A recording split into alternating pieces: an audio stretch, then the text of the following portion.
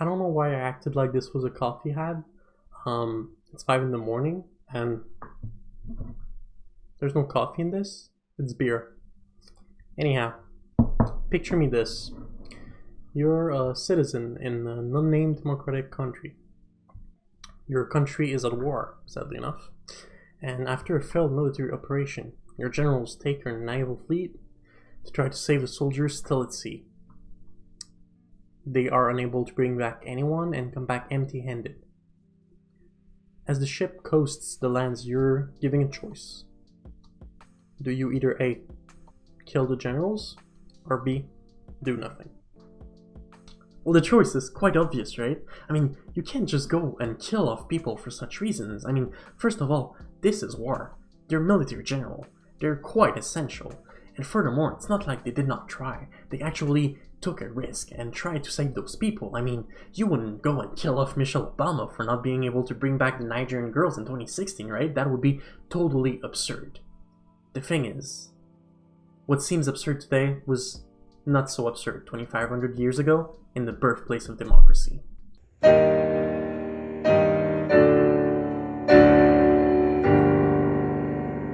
The Trial of the Eight Generals, a case against democracy. The year is 406 before the era of Christ. Athens is at war. No, not this kind of war, rather that kind of war. And see, the thing is, Athens is not at war with some random dinky little Greek city-states like it was so common to see in ancient Greek history. No, Athens is at war with Sparta. And in case you've literally been living under a rock for the past 3,000 years, Sparta is probably one of the greatest military power of ancient Greece. Their entire culture is built upon military service and military training, and so is their institutions. It is basically a pillar of their society. Christ, it's even thanks to Sparta that Athens managed to win their war against the Persian Empire, and now they have to fight each other. Let's simply say that it's not looking too good. This war is now known to mankind as the Peloponnesian War.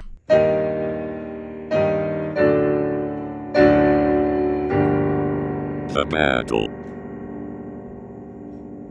One of the most important fights of the Peloponnesian War is a naval fight called the Fight of Arginusae. I'm probably going to butcher a lot of pronunciation here, so stick with me. It opposed the 155 Athenian ship, we can thank the melting of the Nike statue for such an incredible number, against 120 Spartan ships. And even though the Athenian people are clearly at a numeric advantage here, they're not at an advantage at all against the Spartan fleet. Why is that? Well, see, the Spartan fleet is experienced. They know how to maneuver. They're used to the art of war. As where the Athenian fleet, they're basically random citizens that were built maybe days, weeks, maximum months before that fight. They were nowhere near close to the experience of the Spartans. Thankfully enough, the Athenians used something that they had that gave them an advantage. Strategy. See, the main two strategies of the Spartan fleet was to flank its enemies and to use a tactic called the Dioclus. The Dioclus is a tactic in which you squeeze in between two enemy ships and then turn around to ram an enemy ship. The Athenians managed to counter both these strategies. How they did it? Well, first of all, they split their fleet in between 8 generals that were pretty far apart, making it harder for the Spartans to flank them. Secondly, instead of going for traditional single-line fleet, they went for a double-line fleet, which means that if the Spartans tried to squeeze in between two ships, well, the back ship could counterattack. In the aftermath of those strategies, well, the Athenian people actually managed to win. They, surprisingly enough, managed to sink 70 Spartan ships, which is incredible. And they even managed to kill off their general, only losing 25 of their own ship to the Spartan fleet. This is quite an achievement. But the war was still far from over. See, there were other battles to be fought, and we still needed to find a way to save those 25 sunken ship crews. To try to solve both of these issues at once, the generals decided to take the entire fleet and try to go save the crews and then go fight the other battles that needed to be fought. The issue was, at that time, there happened to be a huge storm, which made it impossible for them to save the crews or go fight the battle, so they had to come back empty-handed. This is where the true madness really begins.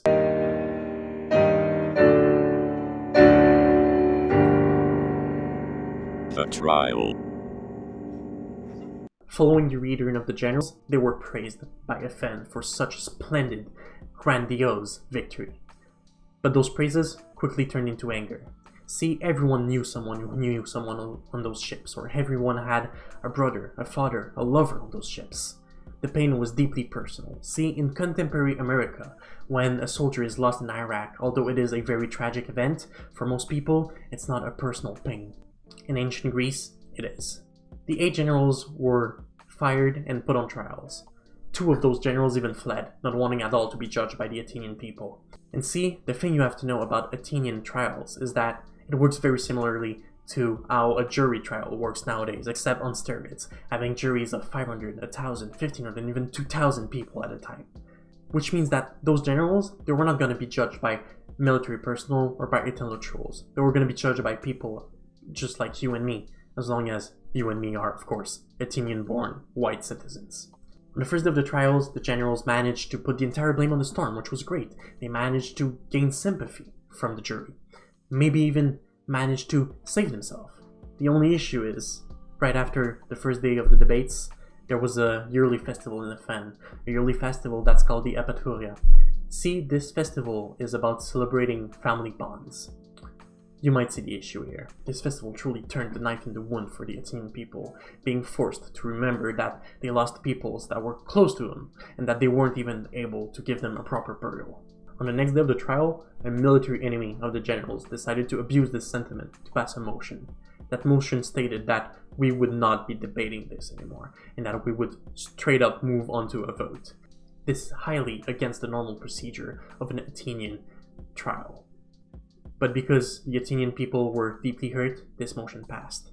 And they moved on to a vote, and all the generals were found guilty. What price did they have to pay? They were all killed. When the Athenians realized that this was far from their greatest idea, the deed being done, they decided to put the politician who suggested this motion in the first place on trial. After the trial being done, they declared him guilty and killed him.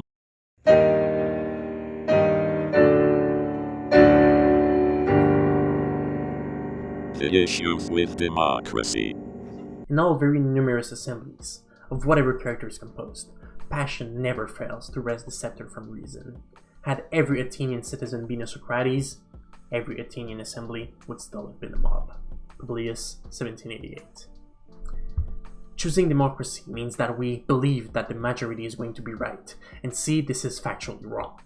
The majority is not going to be right, whether it is morally, as we've proven in the Trials of the Eight, whether it is factually. I mean, have you ever seen one of those Facebook posts with basic math that no one seems to get? And furthermore, we've got to understand that being competent and being right are two complete different things. When you want to save your people, when you want to save your nation, when you want to save your future, sometimes you're not going to do what's morally right. You're going to do what's needed, you're going to do what's competent, especially in a context of war. And even in the more casual settings, right? People are not necessarily going to be right about economic motions because they're not economists. Same goes with science, same goes with culture, same goes with education, because we don't own every specialties ever.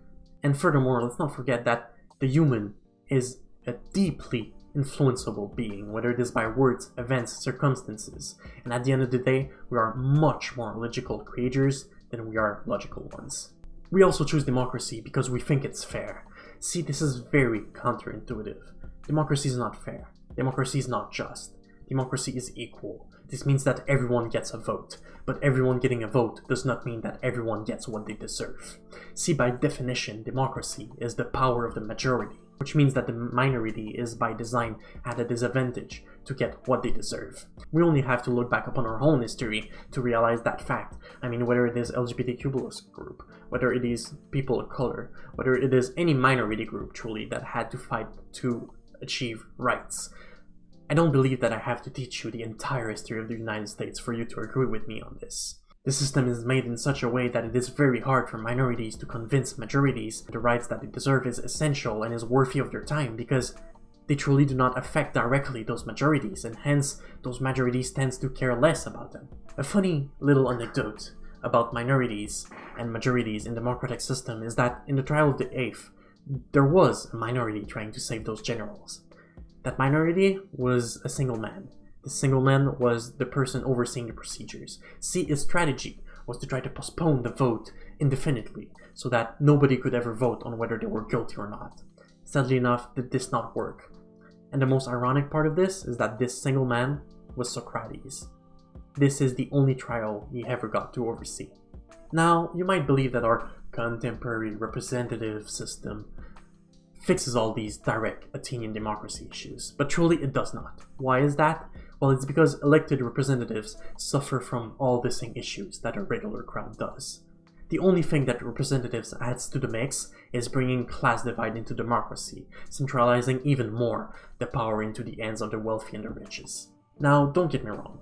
I'm not an anarcho-communist, I'm not anti-democracy, I don't go out on the streets to scream the end of capitalism. In fact, I truly, fundamentally agree with Winston Churchill when he says that democracy is the worst form of government, except for all the others. I just firmly believe that it is essential to be critical of our system, of our environment, of our society, and that it is truly the only way to make it strive into a better direction. The trials of the Eight are a prime example of the fundamental underlying issues with democracy.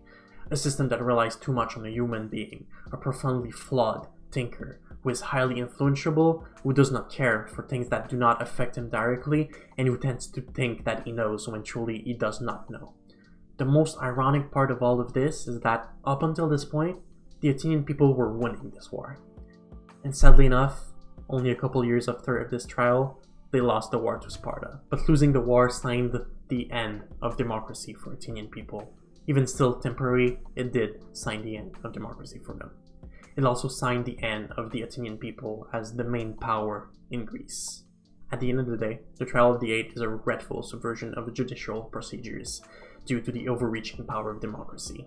Plato probably put it best when he talks about another similar trial, the trial of Socrates, and he says that Socrates was a doctor, being put on trial by a pastry chef, and being judged by a jury of children. And he also stated that, sadly enough, Socrates was far from the only man judged in such a way. TLDR, People are stupid.